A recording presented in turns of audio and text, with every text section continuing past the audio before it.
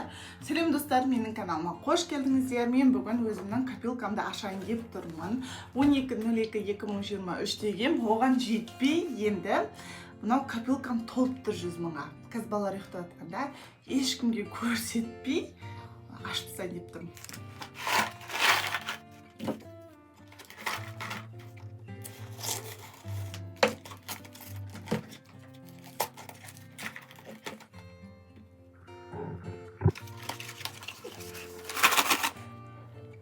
Мына 100 мың теңге. Берекесін берсін.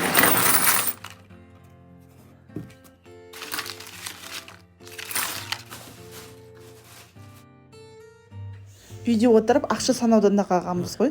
20-ны 50-ге көбейттім. Одан кейін ол өтірік сума болып кетті. Одан кейін 20-ны 25-ге көбейтеді екенмін ғой. Соны көбейтіп бір нәрсе қылып шығардым.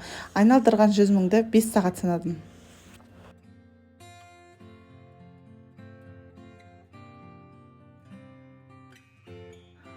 Құдай енді берекесімен берсін. 100 ақ мың болғанымен берекелі мерекелі болса болғаны. Бұл ақша тез жинауының себебі жаңа жыл болды және де мен туған күнім болғаннан кейін крупный болып жиналып тұр ғой. Ендігі жолға мен ойлап тұрмын 70 мың теңгеге кішкентай суммадан жинасам ба деп. Бұл жолғы копилкам 75 мыңға кетіп қалды.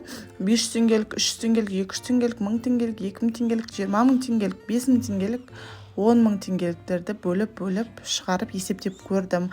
Өз қолмен жасайтын қыздар болса есептеп көрсеңіздер болады. Оңай шаруа емес.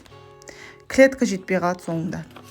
Толтырдым. Бұл жерде 75 мыңнан шамалы асады. Бұл жерге енді датаны наурыздың 22-сі деп қоямын. Енді оған дейін Құдай жазса толтырсам аша беремін. Үлкен коробка керек болып тұр бар ғой. Үлкен коробканы алып келіп жабыстырамын.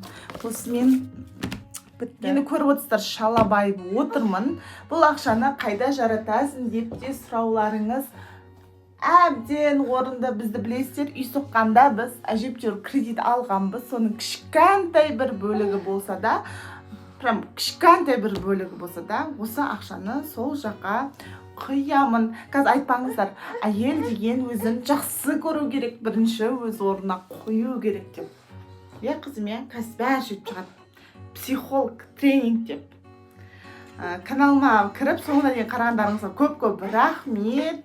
Құда қаласа, мынау ақшаны толтырған кезде деп үйсіп ашып отырайын.